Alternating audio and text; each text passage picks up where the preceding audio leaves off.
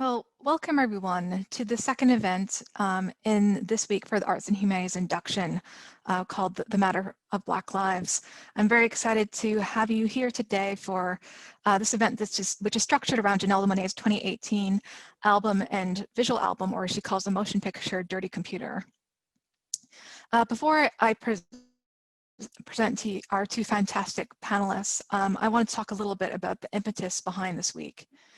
So when we say Black Lives Matter, or when Black Lives Matter is said, who is saying it, to whom, and for whom? When the media says that there's been a resurgence in Black Lives Matter, for whom has this been a resurgence and a reminder, and for whom has this never been a question at all? And I think that these are things that are very much to bear in mind as we've made our way out of the past difficult six months and the way that COVID-19 and the deaths of so many Black people at the hands of police have ended up converging as events. While this sort of public, global, and primarily non-Black resurgence of attention of Black Lives Matter was sparked by the death of George Floyd, or rather his murder. I think it's also important that we remember that it's not just Black men who die at the hands of the police or are victims of anti-Black police brutality, but during this time also saw the murder of Breonna Taylor, for whom justice is extremely elusive right now, to put it lightly, as well as Black people of other genders, such as trans man Tony McDade. And indeed, we should remember that the trendy word intersectionality, which gets circulated so much nowadays to mean almost anything, and often when they just mean the word intersection, was actually coined by a Black woman, law professor, Kimberly Crenshaw, to specifically talk about the way that Black women are marginalized by both gender and race, and the way that different modalities of identity operate together as opposed to as exclusionary categories. And so I think it's important that we remember then, for the rest of us who have to be reminded of this sort of violence because we don't personally experience in the same ways, about the importance of the intersectionality of Black Lives Matter as a movement. It was founded by 3 queer Black women, and I think it's a remarkable trajectory since its emergence during Ferguson, and the way that it's gone mainstream since then. That since Colin Kaepernick took the knee in protest, we now see celebrities, non-Black celebrities, as well as companies, Fortune 500 companies, releasing their Black Lives Matter statement. And so this question of, even though it seems to be more in the mainstream eye than ever, still there's no justice for Breonna Taylor, for instance. And what does it mean for us here in the UK? I think that it's important that although Black Lives Matter was sparked in the US, that anti-Blackness is a global phenomenon. And we have to consider in the UK the role that the UK has played in terms of American anti-Blackness, and indeed the different forms of anti-Blackness within the UK, and that have been fostered as a result of colonialism perpetuated by the British Empire. And if we think about the conditions of knowledge that will be structuring your journey at UCL, we have to consider the fact that as of this year, there are only 27 Black women in the UK who are full professors in any discipline. What does that mean for the type of knowledge that's produced and the type of people who are welcome doing different forms of education? What does it mean about all the knowledge that we don't have?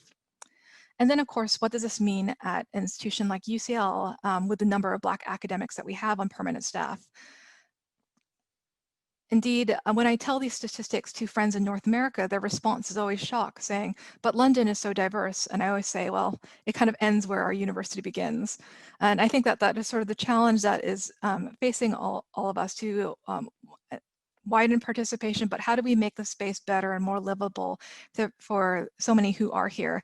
And that the work of today and so much other work was enabled by generations of student activists and other staff activists who are no longer at the university. And of course, I have to highlight the fact that this week that's inspired by Black Lives Matter is organized by me, a non-Black person of color. And that I see this also as an act of solidarity, that in this moment, faculty of color, Black and non-Black, are called upon for so much labor, but in particular, sometimes we, those of us who are non-Black, have to step up to help out to do some of this work, so it does not overwhelmingly fall on the shoulders of our Black friends and colleagues. And I think the thing I want to highlight, especially for the UCL context, is not only you could take a look at our numbers, our student demographic numbers, our staff demographic numbers in terms of race, but also the particular legacies of UCL. For those of you who are less familiar, the UCL inquiry into the history of eugenics at our institution just closed, just at the beginning of this year, actually. And I highly urge that people check out in the UK, so at least I see you have posted in the chat, only 27 Black women are employed, not as teachers, but as full professors. So not just as lecturers, but full professors. Yes, that is the right reaction to that.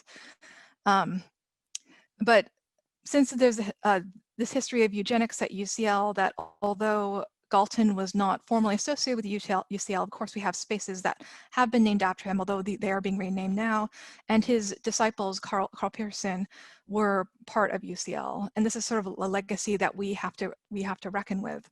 And that if you look at his history, he had many horrible things to say about peoples of color across the world, but particularly some very foul things to say about Black people that I'm not going to repeat here. And so these are the conditions from which we are all learning and teaching and trying to be in community with one another. And I think that we can't afford to be oblivious to them.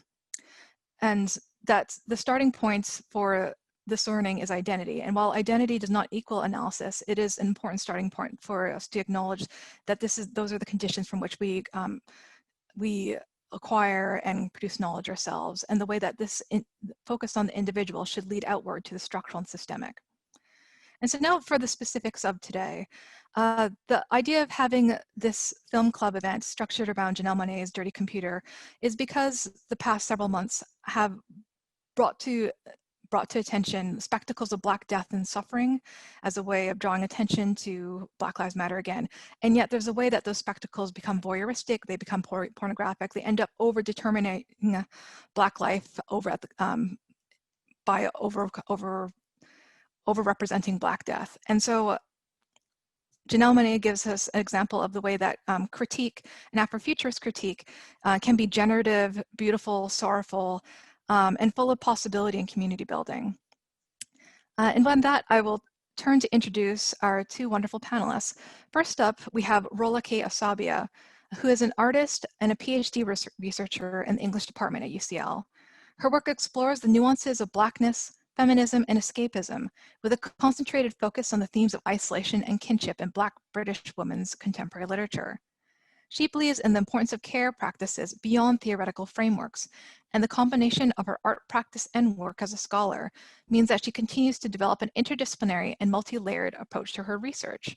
Recently, her artwork, Pattern Up 2020, was selected by the Tate Collective to feature on a billboard in Camden, and I can say it was amazing.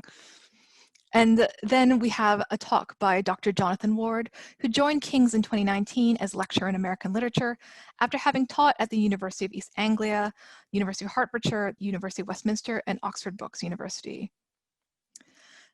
His doctoral thesis, What Is It?, containing the threat of the Black male body in American popular culture, examined the racist narratives attached to the Black male body in order to contain it, and the function of these narratives in maintaining white supremacy. His research more generally is interested in somatic disciplinarity and representations of the body, which feed into his new interdisciplinary project, American Mothers, there's brackets there around M, which examines the use of mothering in American culture as a disciplinary framework and the way this intersects with the body.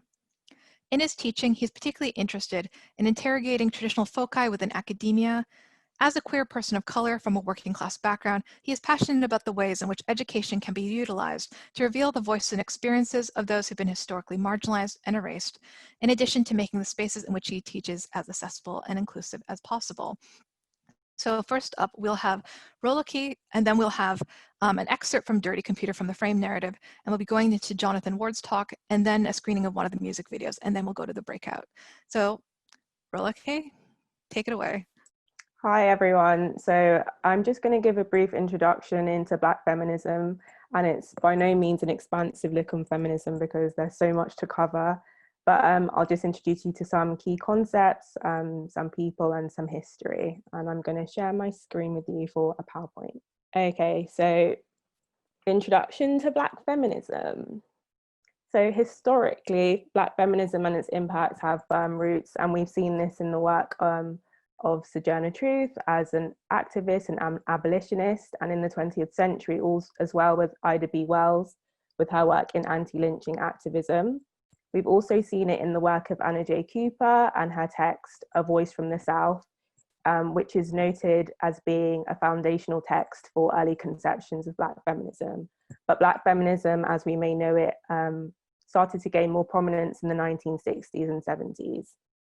So a Black feminist space was formed out of exclusion and alienation because the white women's movement seemed to center white women with little interaction about how there are intersections with race as well and class, and with little regard to how patriarchal violence manifests itself beyond the parameters of gender. While Black power movements and liberation movements often centered Black men with little regard for the work done by Black women and their experiences within the movement. So misogynoir is misogyny against Black women, and it was a term coined by Moya Bailey. And it describes the unique gendered and racialized oppression that Black women experience, and it encompasses how race and gender work in conjunction to hinder this social mobility. Part of the depiction of Black women is seen through slavery and in the aftermath of slavery as well, and in what Patricia Hill Collins talks about as controlling images in her text, Black Feminist Thought, we see how negative portrayals of Black women are used by media to legitimize violence enacted upon Black women and girls. So there are specific negative portrayals that many of you might be familiar with, and some you might not be so familiar with. So we have archetypes like the Jezebel, who's the over-sexualized and provocative Black woman who isn't, and she's demonized for this sexuality, so she doesn't get to embrace it and she's not liberated by it. And we also have the Sapphire, or what is commonly known as the angry Black woman. So she's characterized for being aggressive and angry and unyielding. But even in this anger, we have Black feminist Audre Lorde, who talks about in her essay, The Uses of Anger, the importance of anger as in feeling and expression when dealing with hostile environments, but anger is used against Black women. We have the other classic archetype of the mammy, who was the caregiver, and she was sought to seek pleasure in this care, and she was also the caregiver for white women's children. So ultimately, she was looked at as a mule, which is a concept explored by Zora Neale Hurston in her text, Their Eyes Were Watching God. So Black feminism defined is obviously given route for Black women to express their political destiny, which prominent Black feminist Barbara Smith expresses in her work and in her work with the Combahee River Collective. Part of the Combahee River Collective statement is that they believe that Black women's freedom necessitates a space for freedom for all people. So liberation for Black women would be the destruction of all oppressive systems, and it would be a space to create new ways of being and thinking. And the thing about Black feminism is that its practices are formed through resistance and a response to uninhabitable structures that exist under white supremacy, and as a result give way to sexism, homophobia, transphobia, ableism, and class oppression. But moving away from an academic framework as well, we have scholar Jennifer Nash, who describes Black feminism as existing in an effective state, as an effective project, a felt experience as much as an intellectual, theoretical, creative, or political tradition as well. Activism is a main part of Black feminism. We see the power of collectivism, the power in community organizing, which is particularly important as many grassroots organizations have been involved. We see this with the Combahee River Collective, who operated between the 70s and 80s, briefly with Sojourners for Truth and Peace in the 50s. We also see it in a British context with OAD, who were in operation in the 70s and 80s, and in Africa as well with the women in Nigeria. So these spaces, these groups and organizations provide educational tools, spaces for care, spaces for women to flourish in. And they organized protests, they lobbied, they advocated for women who have been oppressed through race, gender, sexuality, class. So intersectionality is a term that Zion briefly mentioned, being coined by Kimberly Crenshaw, which goes back to how systems of oppression work together to intersect, to marginalize Black women and girls and women of color, and race, gender, class are just a few ways in which there are these interlocking natures of oppression. But this concept is not just particular to Crenshaw, it's also seen in the work by Barbara Smith and Patricia Hill Collins and other prominent feminists like Alice Walker and Audre Lorde and Audrey Davis. So again, it's just stressing that it's not just gender when talking about feminism. There are other systems of oppression that come together and create oppressive environments for people to live in. So Crenshaw, in her essay on demarginalizing, talks about how Black women are sometimes excluded from feminist theory and anti-racist policy and discourse, and these problems of exclusion can't be solved just by simply including Black women within that structure, which is why intersectionality as a theory is important. Hazel V. Carby also says that we can't point to a single source for our oppression. So a single axis framework is deemed as not being enough to explore the unique experience that Black women and women of color experience in these societies. Womanism as well, coming out of feminism, a term coined by activist and author Alice Walker, in which many Black women and women of color identified with because of the exclusionary nature of mainstream feminism. So it encompassed a whole heap of things, the importance of being human, the importance of being whole, the importance of exploring different emotions and feeling those emotions as well. So many Black women, instead of identifying as feminists, identified as womanists as well. And I think something important when dealing with Black feminism is how Black women express practices of care, and that's self-care and communal care as well. After Audre Lorde was diagnosed with cancer for another time, for a second time, she wrote in her cancer journals that caring for myself is not self-indulgence, it is self-preservation, and that is an act of political warfare. So even in these uninhabitable societies that Black women live in, it's important for them to still practice acts of care, even though they're kind of told that they shouldn't express these practices of care. They shouldn't, they don't deserve to have these practices of care.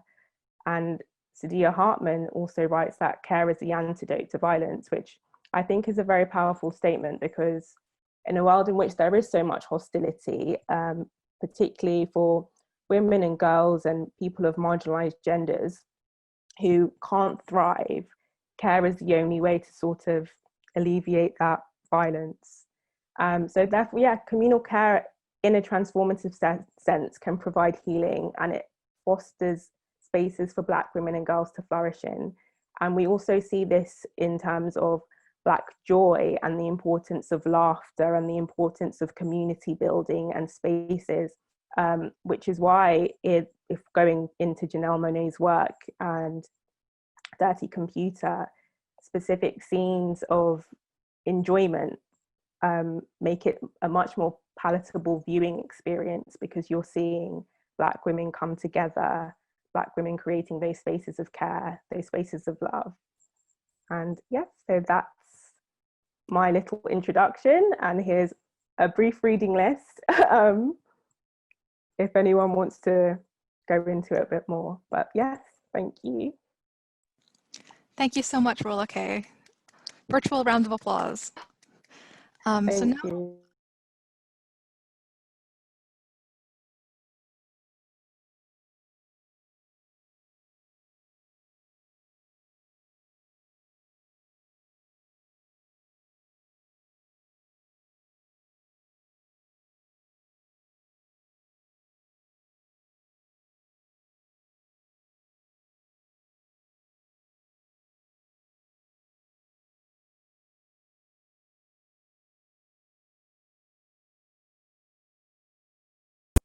And now we turn to Dr. Jonathan Ward for his insights, drawing on his.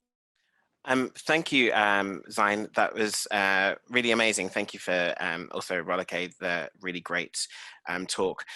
Also, that's really useful as a kind of lead into my talk, because I'll basically be discussing Janelle Monáe's Dirty Computer Emotion picture from 2018 as a way of encouraging a larger discussion about how we can critically understand this text in terms of Black queerness. And I think actually borrowing from Rolake's presentation that, you know, in thinking about the kind of resistance that Monáe kind of gives us to these sort of controlling images of Blackness, but also the kind of practices of care that I think Dirty Computer itself can be kind of thought of sort of within that realm. So yes, I'm gonna just share my screen.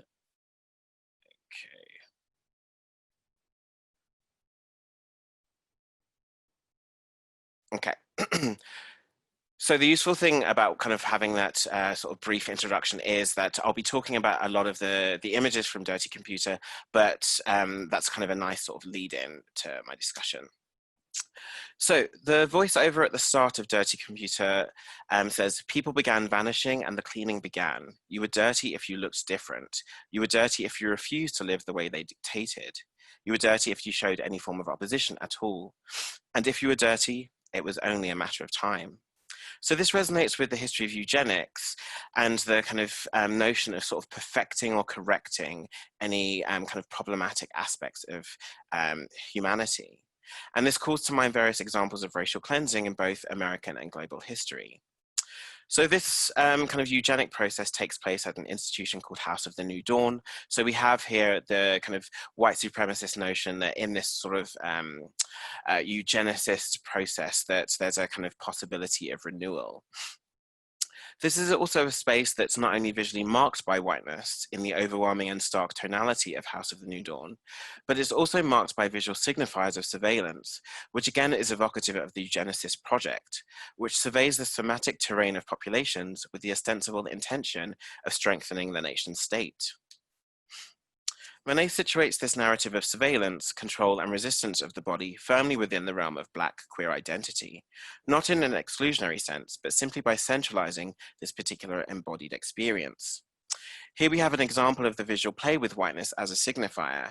Note that although Jane 57821 is clothed in white, her clothing is fairly minimalist, especially compared to later on in the emotion picture, when her body is fully encased in white clothing.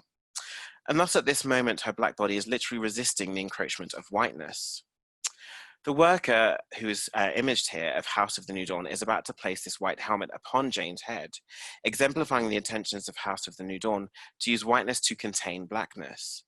The fact that this will not only encase her head as a means of control, but will also attempt to contain the hair is, I think, a nod to the historical white supremacist diminution of Afro hair as a need of control and beautification. And we also see that Monáe's hair actually resists this kind of attempt to sort of control and contain.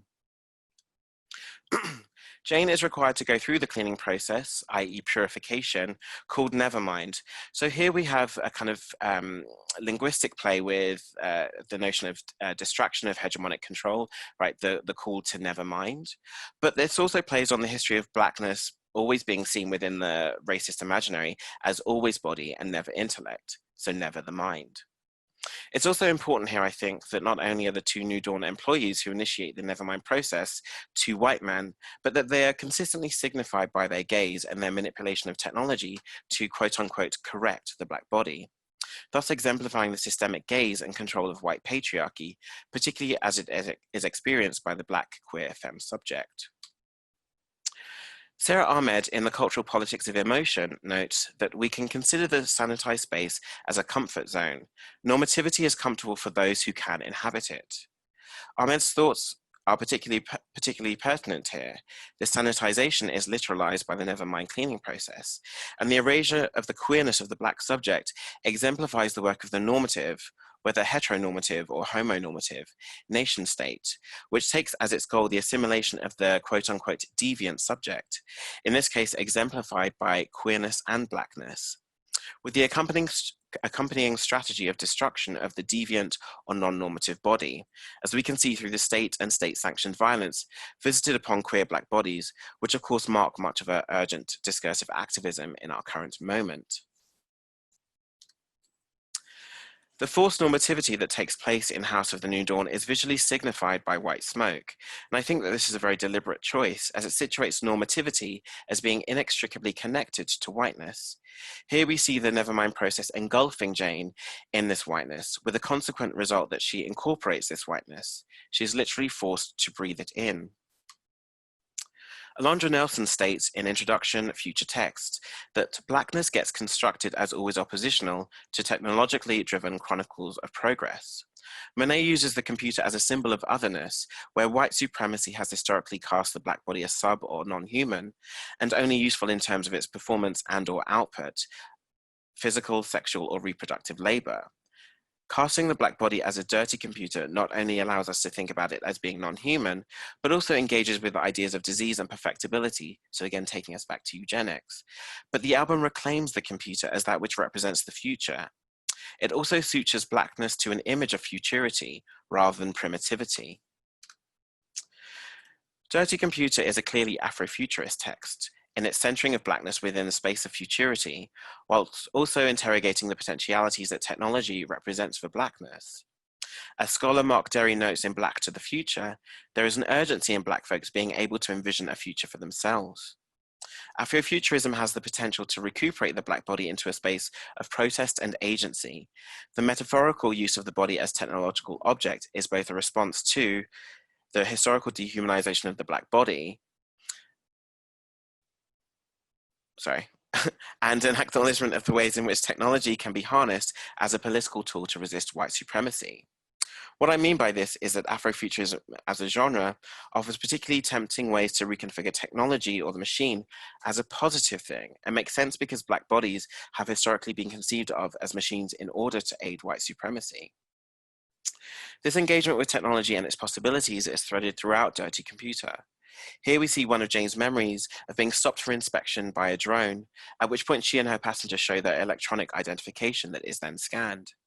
Although this is explicitly a futuristic scene, this is a tableau that is particularly evocative of the state surveillance that is visited disproportionately upon Black bodies, which is often accompanied by various forms of violence, including murder, in the present. What is interesting is that Dirty Computer offers the potentialities of technology not only for white supremacist hegemonic power, but also the possibilities for Black resistance. It is only because of the understanding that Jane and her passenger have of technology and its nefarious uses, as well as the vehicle here as a site of concealment of additional Black femmes, that they succeed in surviving this moment of inspection. This evokes historic Black resistance, here most keenly the Underground Railroad, as well as other moments of evasion of state surveillance and violence, such as navigating and surviving the inspections of immigration and police. Gregory Hampton, in discussing the racialized history of the machine in American culture, states that in many regards, American slavery was a failed experiment to employ flesh and blood machines as household appliances, farm equipment, sex toys, and various tools of industry without the benefits of human and civil rights. This allows us to think about the specific resistance Monet offers us here, as she envisions not only the ways in which being codified as a machine serves white supremacy, but also uses it as a strategy of resisting this very ideology. The next 3 slides demonstrate how Monet plays around with our conceptions of memory and encourages us to think of temporality itself as being a space for queer potentiality. By this, I mean that we in turn look at what the 2 white male employees are seeing when they are looking at Jane's memories through the computer program they're using to delete her memories. So the first visual iteration we see here is one with the striations of the computer screen playing across the tableau of Jane and her fellow Black femmes in a moment of levity, although this is marked by the disciplinary technology of New Dawn, which is also amplified by the erasure of color in favor of presenting us with this grayscale rendering of this particular memory. This plays with our sense of linear temporality, as we are both seeing this as a memory which is being seen anew by the external gaze of these white men. So it's simultaneously an image which is located in Jane's past and their present. The next image we see is the same event in Jane's past, but we have the reintroduction of color here. alluding to the controlling surveillance of New Dawn being shaken off. Again, we have a further play with temporality, as this is no longer framed as that which is informed by the gaze of the New Dawn employees, but is rendered in the same way as it would be for Jane when she was actually experiencing this joyful celebratory moment with her community. So again, a moment that exemplifies the practices of care that Rolake was speaking about. So it is now simultaneously her present, but also her past. The next iteration we have again represents an intrusion or interruption to Jane's ownership of this moment. This is again being mediated by technology, as we see through the literal defacement of Jane. This is a different type of surveillance from that of the first image, but it is as yet unclear what this means. We then have a moment that feels like the epitome of Black queer joy, that is marked by reverence, resistance, and reconfiguration of cultural iconography. In this moment, Monet reimagines the Last Supper as being a moment of queer Black communion and communal strength, with all the participants taking a moment to gaze out towards us, thus also implicating us in this creative moment and suggesting a moment of connection. Describes queerness as both abject and exalted, a mixture of delicious and freak, and notes the vital importance of resisting damage and affirming queer existence. This moment of the emotion picture exemplifies love's contention here. Queerness is both exalted and is abject throughout the emotion picture. Alia Abdur-Rahman states that the Black ecstatic is an aesthetic performance of embrace, the sanctuary of the unuttered and unutterable, and a mode of pleasurable reckoning with everyday ruin in contemporary Black lives under the strain of perpetual chaos and continued diminishment. A post-civil rights expressive practice, the Black ecstatic eschews the heroism of Black pasts and the promise of liberated Black futures in order to register and revere rapturous joy in the broken down present. This moment in Dirty Computer exemplifies this very Black ecstatic. Monet is aware of the potential of the past and the future here, but it is in this present moment where, despite the violence surrounding her and her community, there is a joy taken in that which is still possible right now. There is a great deal of the ecstatic, the joyful, that can be analyzed in Dirty Computer, such as Pink and Make Me Feel, which hopefully we'll be discussing later, but I don't have the time to discuss that here, but I don't want to suggest that that's absent. With the next frames of the emotion picture, it becomes clear that what we have seen immediately before this ecstatic moment takes place, where Jane is defaced, is that this visual terrain is captured by an overhead object which is itself obscured by the bright light emanating from it. It's precluded from being subject to the gaze precisely because of its surveillance capacities. This precipitates the arrival of uniformed agents who violently break up Jane and her group, assisted by a drone which may be the same object we saw overhead. So again, we have this moment which makes us explicitly confront the utility of technology for hegemonic control of Black queer bodies. This control is played out in the next slide, where we see the accompaniment of Jane's memory and the question of whether this should be deleted on the Nevermind screen, with the embodiment of queer Black resistance, where these bodies are resisting, but ultimately are shackled by these presumably agents of the state. This draws our attention to the importance of memorialization within resistance to white supremacy. And memorialization is obviously kind of a key kind of cultural issue that we see playing out within discussions circulating around Black Lives Matter. Their bodies are also visually marked by the use of technology to support hegemonic domination of queer Black bodies. We see the digital square over each of their faces to suggest facial recognition technology playing its part. Monet then gives us this futuristic restaging of the lynching ritual, but centers the queer Black femme body. What is interesting about this reimagining is that we might conclude that this is different because of the explicit inclusion of technology to make possible this white supremacist moment. Whereas I think this is actually encouraging us to think about this relationship of technology to white supremacy as one which is more of a historical continuum rather than an interruption. With the lynching ritual that we might perhaps have more familiarity with, technology was an integral part. Whether that was through the accompaniment of the photographic souvenir, itself reliant upon the technologies of the camera and the reproduction processes of the image, the transportation used by the US Postal Service to disseminate these images across the US, or indeed the printing processes behind the newspaper mediation of such events which amplified their terrorist function, in a way echoed by Zion's mention of the kind of constant play out of these images of Black brutality of Black bodies that we see currently. So we see that technology in various guises has always been an integral part of white supremacy, and Monet reveals that here. The enjoyment of Black suffering as something quotidian and unremarkable is also another way that Monet draws connections to the white supremacist pleasures of the lynching. There's also a sly nod to the consumption of this Black suffering with the play on words of take a bite, referring to the kind of symbolic consumption of that Black suffering, but also the symbolic rendering of the Black body as computer. There is another connection of this future possibility with historic uses of technology to support white supremacist ideology. Here we have one of the New Dawn employees inspecting scans of Jane's body to see if the Nevermind cleaning has been effective in quote unquote purifying or correcting Blackness. This evokes again the eugenicist agenda, which itself was heavily reliant upon technology to support and disseminate its assertions, in this case photography. So again, Monet is giving us a warning here of the historic uses of technology by white supremacy and the fact that this exists as a future possibility. Jane resists being configured according to these demands of white supremacy, and we see her kind of reiteration as Django Jane, where she states that she is Jane Bond, never Jane Doe, and I Django, never Sambo. Thus, she is reclaiming historic representation, taking two iconic figures of masculinity, i.e.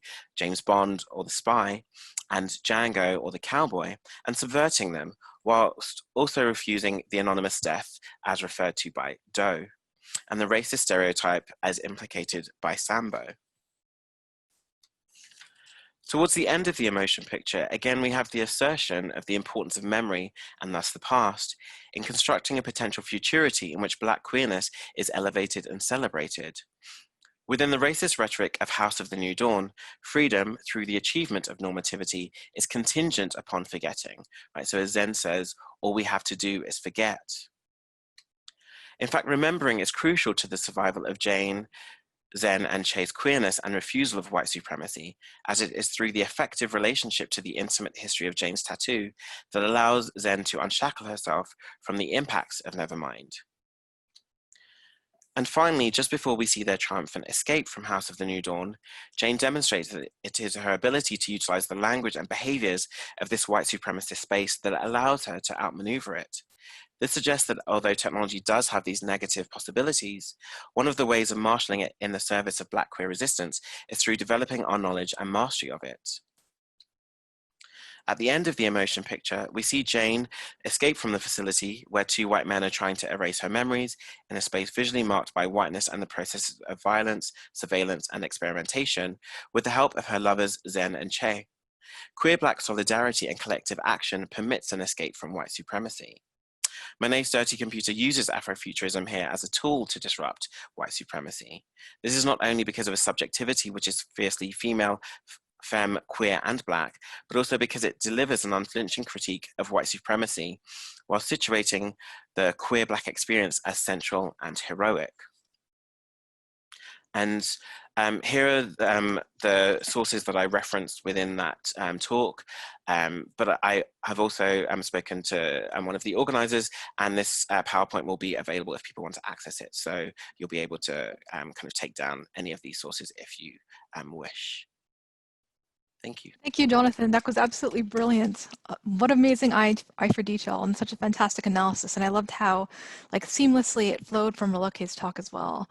And now we'll be turning to one of the event organizers, Jessica Thomas, who will be sharing one of the music videos, Pink.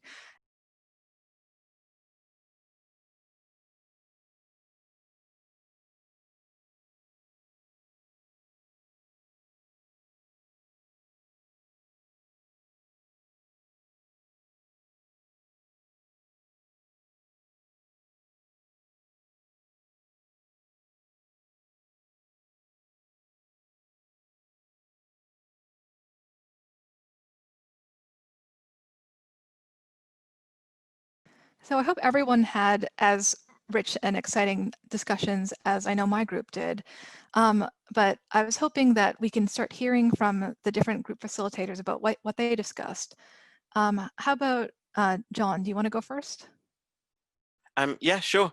I mean, I didn't take notes, so apologies if I kind of butcher the sort of recap. I mean, I mean, aside from obviously talking about how amazing my talk was and Rollercades, we were talking about the kind of the urgency that kind of Monet kind of gives us in terms of the need, both in terms of what Rollercade was talking about, the need to kind of create these spaces of kind of joy and care, but also the urgent need to kind of look outside of those spaces and to kind of think about the kind of encroachment of white supremacy, and you know, to think about kind of to constantly sort of be vigilant, I guess, so that kind of annoying thing of like, it can't just be about love and levity, right, and care, that it has to be sort of accompanied by this sort of activist work as well. And my group also were kind of particularly interested in how we can sort of use the sort of discussion that I gave, but also Rolake, in terms of thinking about how the space of woman is kind of is policed and surveilled in sort of current discussions about sort of trans exclusionary feminism, and also kind of how that sort of historically is simply a sort of progression from the kind of the whitening of womanhood, right? That, you know, it's historically been a space that Black women aren't sort of permitted to occupy. And then just about the kind of sort of potentialities of the future, and how kind of Blackness and queerness have, you know, kind of historically been understood as having no future. And so what do we do now that we're kind of thinking about what, not only like, do we and should we occupy that sort of futuristic space, but what do we do with that occupancy? No, that's such a powerful note to finish on. Thank you, John. That sounds like an amazing discussion.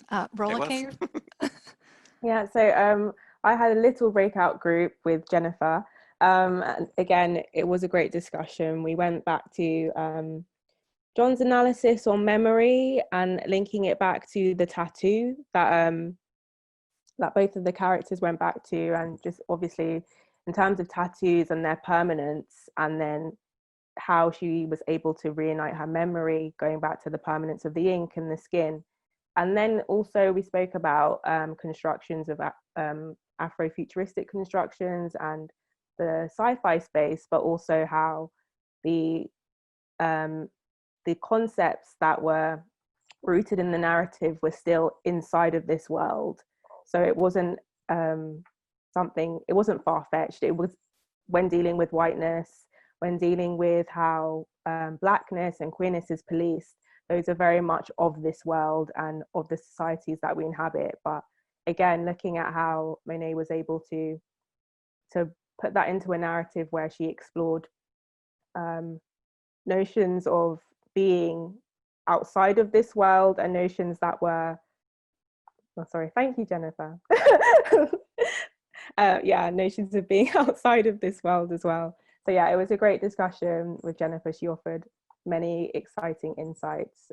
Yeah, but we did speak about memory, and how, again, Jennifer made a really good point about music, and how it's with music that you also lock into your memory even more, and the reminders that you get through sound, and even reminders that you get through smell, and the alteration of memory, and how memory gets taken away, and how not everything moves into your long-term memory. Yeah, so it was a great discussion, mainly focused on memory. Thank you, Rolake. Sarah? Hello, yes. So in our breakout group, we seem to move through some of the same ideas. We also began by thinking about memory, and we were thinking particularly about something that John raised in relation to the nevermind, and how that phrase nevermind actually is quite interesting, because with, you know, the word mind in there, there's sort of some kind of evocation of care, and yet in this context it's sort of about this process of erasure and complicity and complacency. So we were thinking about how that could offer some kind of commentary on contemporary America and contemporary Britain. And then after that, we started to have a little think about what Rolake had raised to do with this idea of a single axis, and how a framework to address Black feminism, which only had one single axis, couldn't do the work that needed to be done. And really interesting, we started to think about that in relation to the music video and how this combination of music and poetry with the lyrics and the visuals as well maybe gave us sort of something that would be more useful as a framework than just having a single one of those mediums. So that was really interesting. Beyond that, we thought a little bit in response to John's talk again about technology, and we brought it up to algorithms of oppression, and we were thinking about cameras and how there have been some articles recently that have been thinking about how cameras almost seem trained to focus on the white face first. So that was a really interesting discussion. And it led us on to our final topic, which was to do with the Instagrammability of the video itself and of its aesthetics. And my participants were just brilliant at picking up on, you know, potential problems, but also how it gets a platform for itself. So yeah, it was a really enriching discussion. Thank you to everyone who was involved. Thank you, Sarah. Yeah, the fashion is on point throughout. That's one thing I think is really important. And Lorena? Yes, so I was in a breakout room with Elisa and Rachel, and we began discussing the music video Pink, which Elisa thought it was very empowering, and Rachel linked it to a video by Aretha Franklin called Freeway of Love. I haven't seen it, but she said that there was some similarities between both of the videos. And then we were discussing about sexuality and how issues of sexuality are represented in the film, in the sense of representing non-normative sexuality, sexual fluidity, and pansexual, which I think Janelle Moen describes herself as pansexual. Something that we wanted to ask to everyone was about how the film depicts intersexuality, and we saw that there were different issues, such as issues of women's sexuality and blackness represented, but we didn't see as clearly issues of class, for instance, being represented in the film. And I'm not sure if that's because we missed them, or because they are not there in an evident way. So perhaps some of the speakers, John or Rolati, can help with that. And yeah, those were the discussions that we had. Thank you, Lorena. Like, maybe John can answer the question about class, but I do remember that for a long time, Janelle Monáe only wore black and white, and she said it was a deliberate homage to her family's working class roots, because a lot of them worked as cleaners and other like service industry jobs that were based on uniforms, and so that's why she doesn't wear color very often. She's sort of broken away from that, but John, well, actually, maybe I should recap my group, and then we can get to John's insight. So my group had Kexon, Zach, Ellie, and Hannah. And we talked a lot about the pleasure, but also humor in Pink, and that the jokes and the entendre are such an important part of it, and how that's an important part of politics.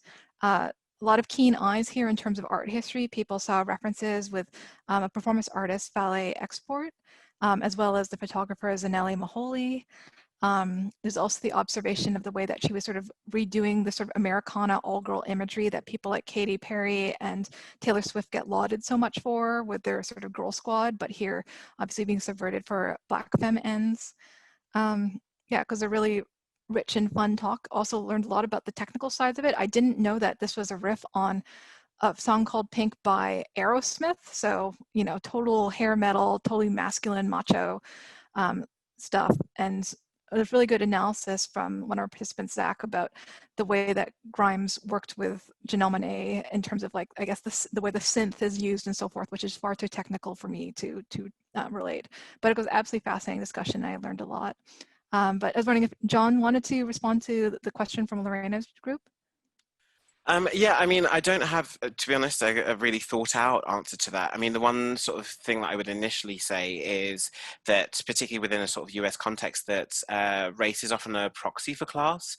And so I think that there is not as kind of a need so urgently to kind of depict sort of sort of working class sort of struggles in that way, because I think they often kind of coalesce. And I also think that class is something that kind of can't be sort of visualized as much. I will say though that in the lyrics to Django Jane, Janelle Monáe does mention that her mother was a hotel maid cleaner, and her dad was a driver, and that she worked in retail. So I mean, there is a kind of nod to the struggles that kind of are a result of the intersection of her race, her class, her gender, and her sexuality, and that's within the larger kind of confines of, you know, her wanting to, I think, inhabit these sort of much